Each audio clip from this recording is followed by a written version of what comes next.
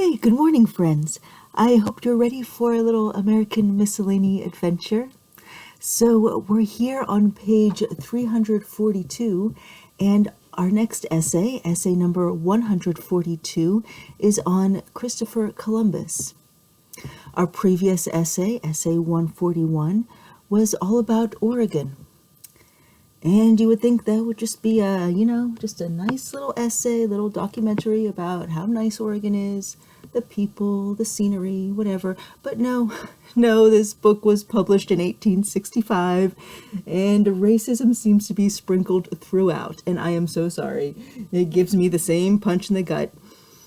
But for posterity, we're going to read together, read these ancient ideas together.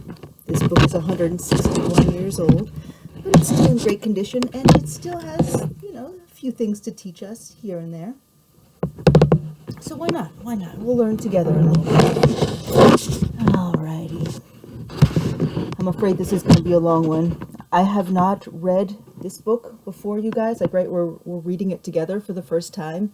But I did kind of thumb through, and I'm kind of frightened about how many pages we have ahead of us. But we'll do it together, right? As the Princess Bride says, right? For posterity. Okay, page 342, essay 142. That's a wonderful coincidence. We're checking out Christopher Columbus and the discovery of America.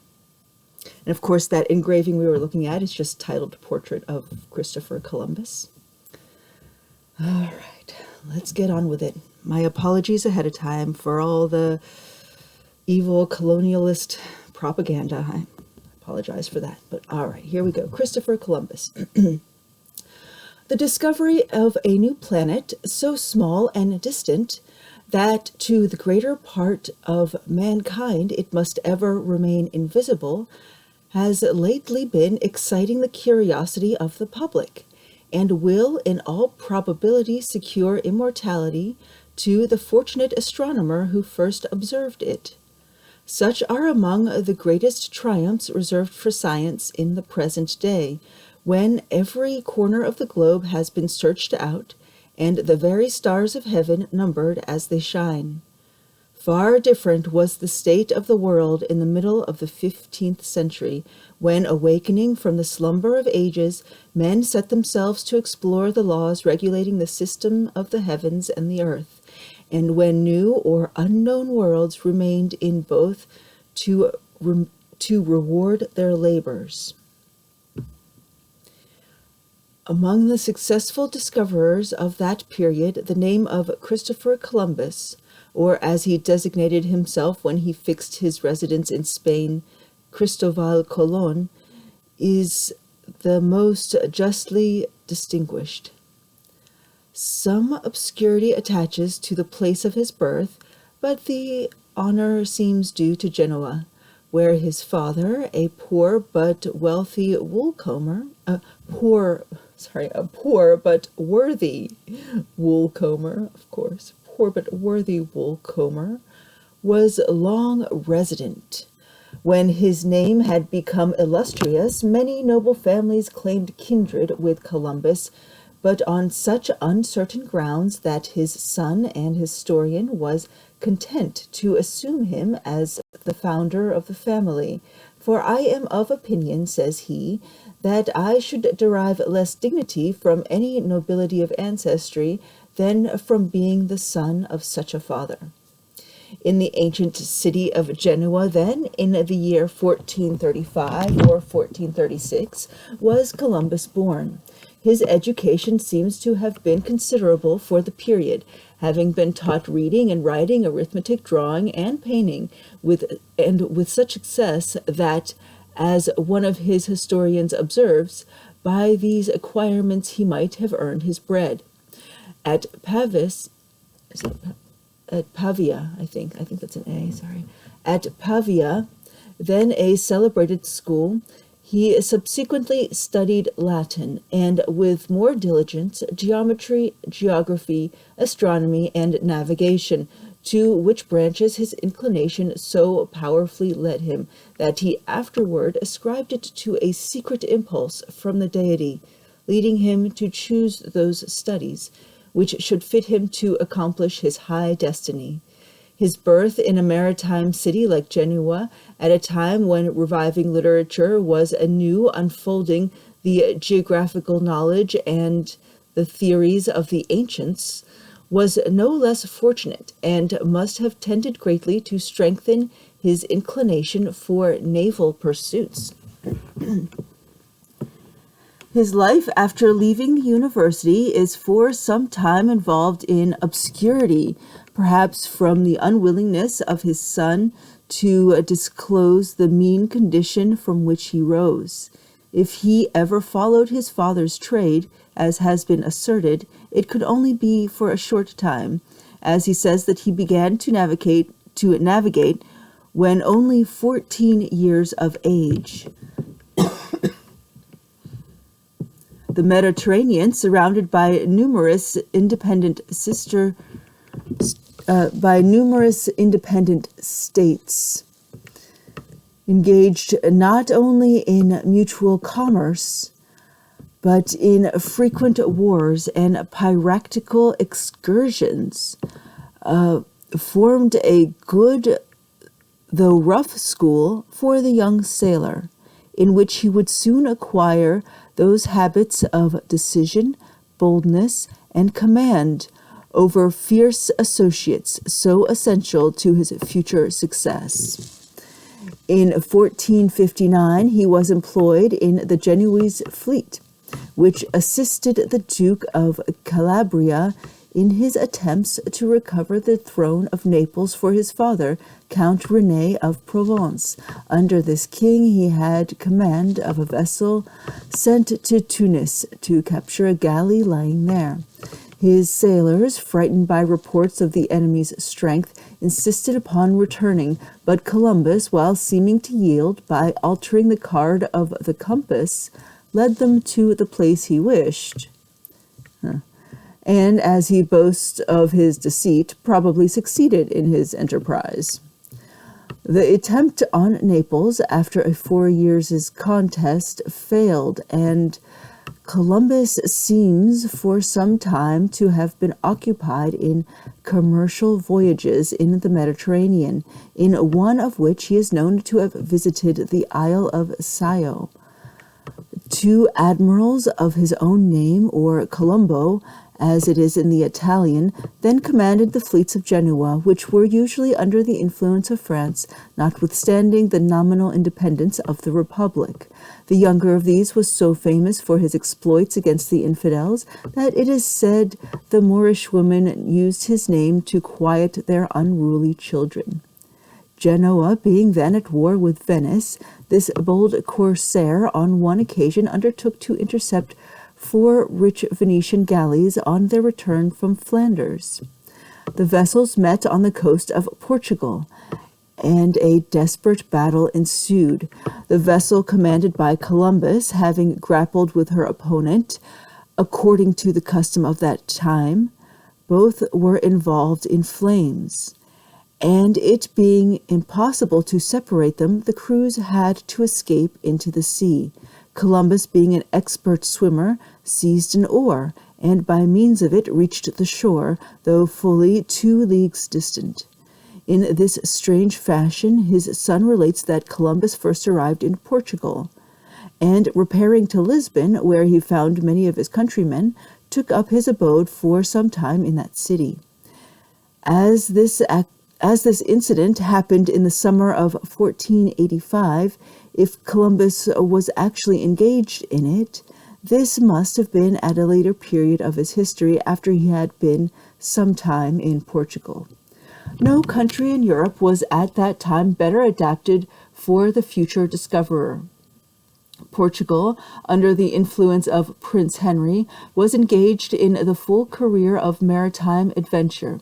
Despising the fabled dangers of the ocean and the torrid zone, the Portuguese were gradually extending their voyages along the African coast, and the prince just mentioned already foresaw the time when, following the course of Hanno round the southern extremity of Africa, a direct road should be opened to the treasures of the East. Columbus arrived in Portugal in 1470. He was then in the full vigor of manhood, and is described by his contemporaries as tall, well-formed, muscular, and of an elevated, dignified demeanor.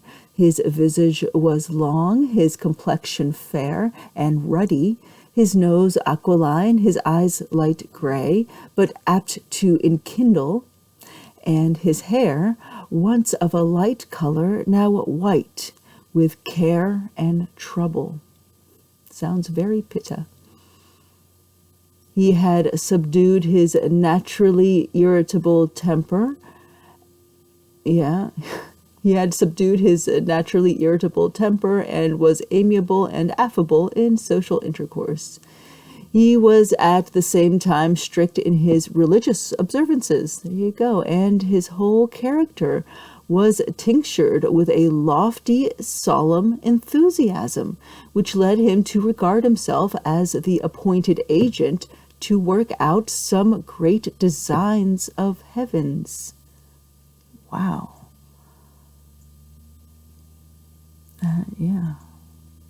Take that to a therapist. In this country, and with these feelings, it required but a slight impulse to direct the whole mind and energy of Columbus into the path of maritime discovery, and this he received from an apparent accident which might have rather seemed destined to fix him at home. When attending religious service in the convent of All Saints, he saw and became enamored with a lady of Italian descent, the daughter of a distinguished navigator in the service of Prince Henry. Having married the lady, he had access to the charts and papers of her father, now dead, and thus became acquainted with the plans and routes of the Portuguese. When on shore, he occupied himself in constructing maps and charts for the support of his family, but occasionally joined in the expeditions of his adopted countrymen to the coast of Guinea. He also resided for some time on the island of Porto Santo, the governor of which was married to his wife's sister.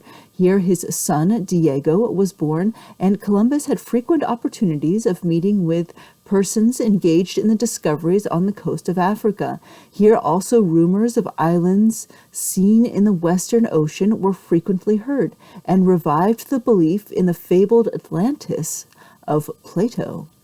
These tales, however, little credit he might attach to them, and his trade of map-making soon gave a decided bias to his mind and ripened into a grand scheme. There were various grounds on which Columbus built his faith of new lands to be discovered by sailing west into the Atlantic Ocean. The travels of Marco Polo had made known to the Europeans the vast empire of China, with the Japanese islands in the adjoining sea, and excited men's cupidity by accounts of their luxury and wealth. Columbus assumed that the earth was a sphere and not a plane, as was at that time the orthodox belief, and hence inferred that by sailing west he could reach those countries to which a long and wearisome overland journey had conducted the Venetian traveler. The width of the intervening ocean Columbus greatly underrated, having adopted very erroneous notions of the true dimensions of the globe from the Arabic geographers, then the highest authorities on scientific subjects. He was confirmed in this opinion of land to be discovered in the West by various passages in ancient authors, in Aristotle, Pliny, Strabo, and Seneca, of whom the last, in a remarkable passage, prophesies that the time should come when the chains of oceans should be loosened and new worlds expand to the astonished gaze of men. Well, I guess that eventually might happen. Okay, let's read that prophecy. Okay, so he's got remarkable, okay, Seneca has a remarkable passage prophesying that the time should come when the chains of oceans should be loosened and new worlds expand to the astonished gaze of men. Columbus also collected various indications of unknown land in the West, some of them very curious, as a piece of carved wood, evidently not labored with an iron instrument, found far west of Cape St. Vincent. The unknown trees, seeds, and immense reeds driven by currents on the Azores and coasts of Europe, and especially the dead bodies of 2 men, with features unlike any known tribe, cast on the island of Flores. His religious spirit so led him to read his discovery as foretold in Holy Writ, and dimly announced in the mystic revelations of the prophets. These are the grounds he himself assigned for his opinion, but his enemies have ascribed his belief to a shipwrecked pilot who died in his house, and left him written accounts of unknown lands seen to the west, or to a map of Martin Behem, Behem, Martin Behem, a celebrated contemporary cosmographer.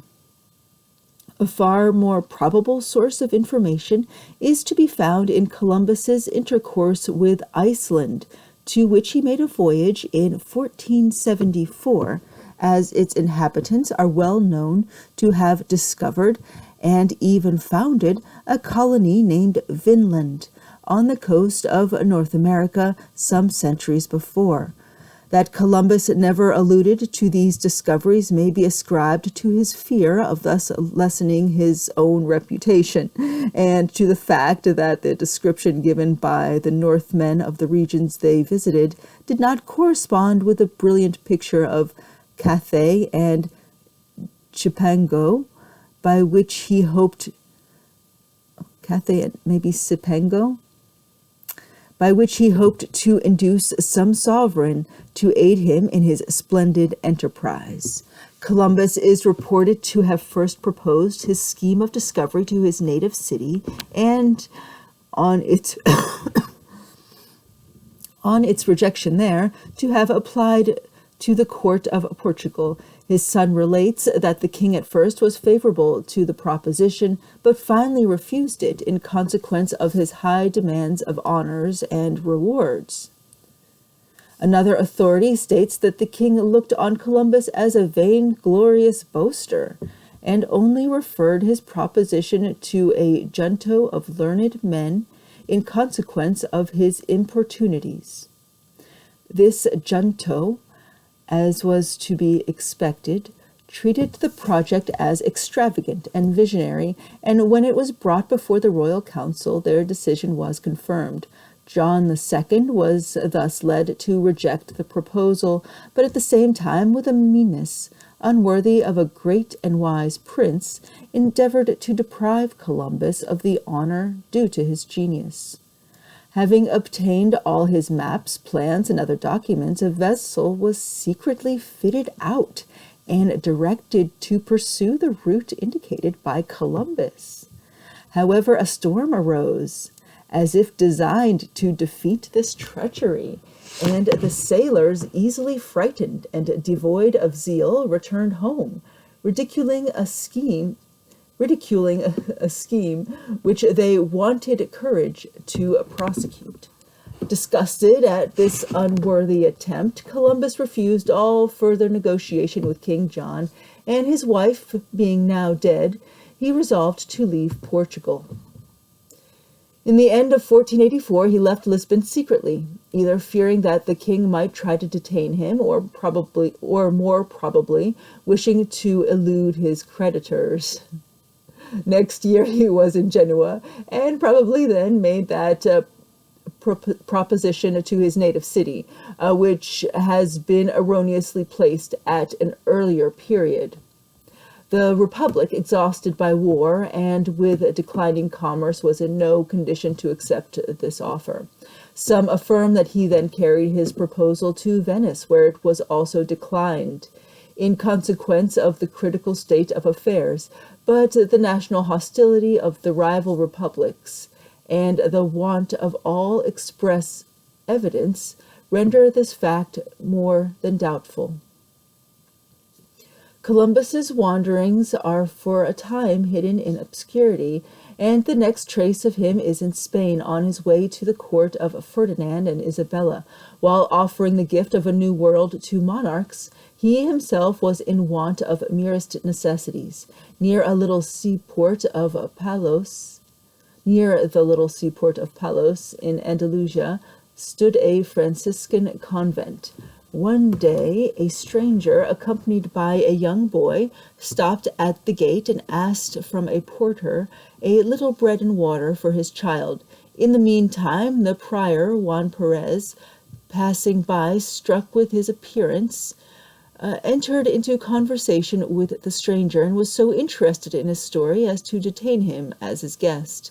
The stranger, it need hardly be said, was Columbus, on his way to a neighboring town to seek his brother-in-law, married to a sister of his late wife. The prior, though deeply interested in the magnificent views of Columbus... What's that mean? Oh. Okay, not that Columbus was hot, but his ideas. Okay, sorry. The prior, though deeply interested in the magnificent views of Columbus, had too little confidence in his own judgment to give them immediate approval, and sent for a scientific friend, Garcia Fernandez, the physician of Palos.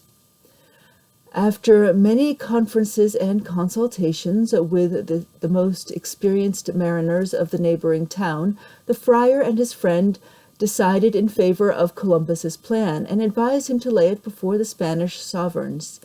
To aid him in this, Friar Juan Perez not only gave him a letter of recommendation to Fernando de Talavera, the Queen's confessor, with whom he was on intimate terms, but in the meantime took charge of his son Diego. Inspired by this kindness, with new hopes, Columbus set out in the spring of 1486 for the court of Castile. This was truly the heroic age of Spanish history, when the marriage of Ferdinand and Isabella, uniting the once rival kingdoms of Aragon and Castile, exalted the power of the cross and broke the terrible sway of the crescent. The fierce Moors, shut up in the mountain fastnesses of Granada, with difficulty defended this last remnant of their once powerful empire. The king and queen, though preserving their separate rights as independent sovereigns, yet made mutual cause against the unbelievers. Ferdinand was a wise and prudent, though cold, selfish, and artful sovereign, fighting rather for dominion than glory, and inspired more by bigotry than religion. There you go. You read it first there. Inspired more by bigotry than religion.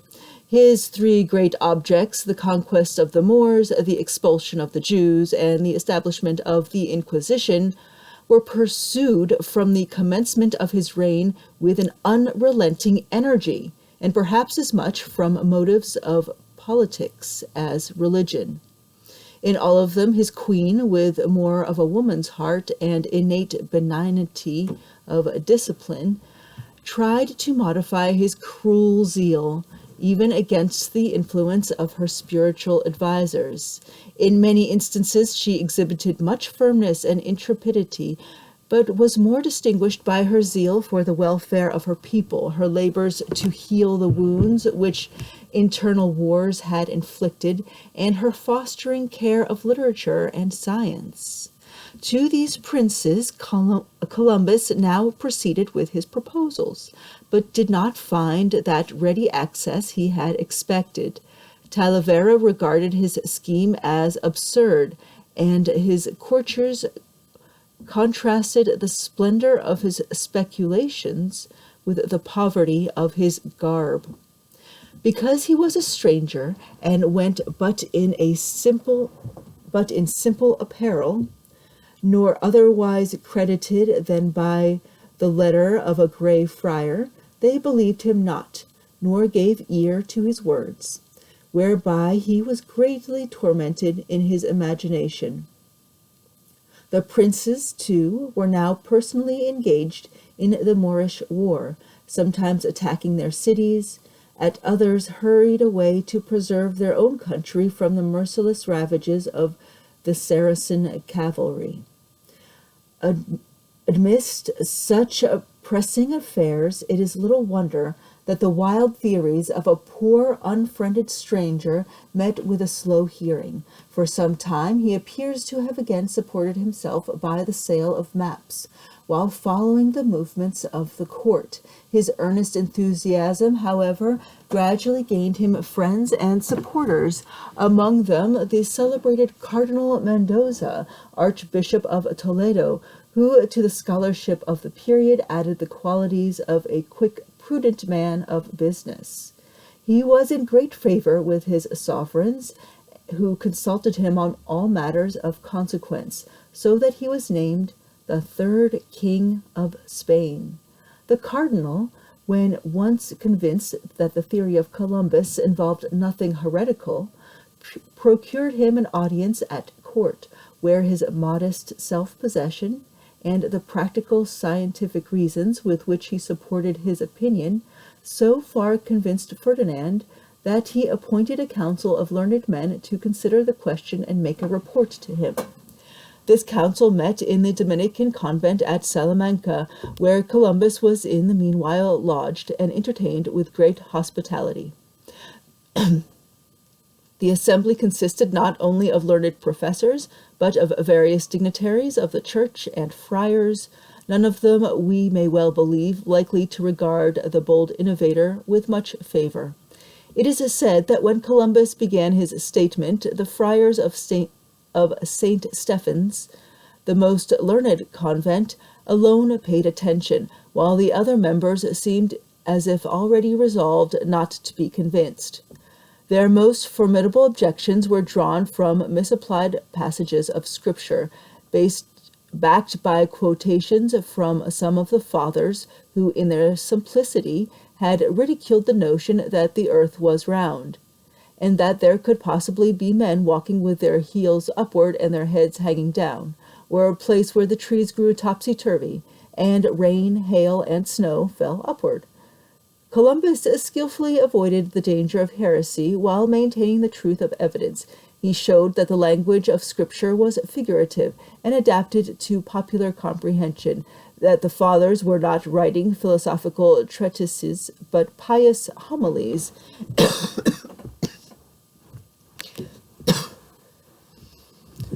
and that the strongest argument, drawn from the notion that the torrid zone was uninhabitable, could not be true as he himself had already sailed on the coast of Guinea almost to the equinoctial line. The engraving on page 347, that's the next page, on 347 represents Columbus at the moment when the force of his argument has arrested the attention of the judges. When one hand rests upon the Bible, the index finger of the other is directing their attention to that point on the globe where the undiscovered continent is supposed to lie.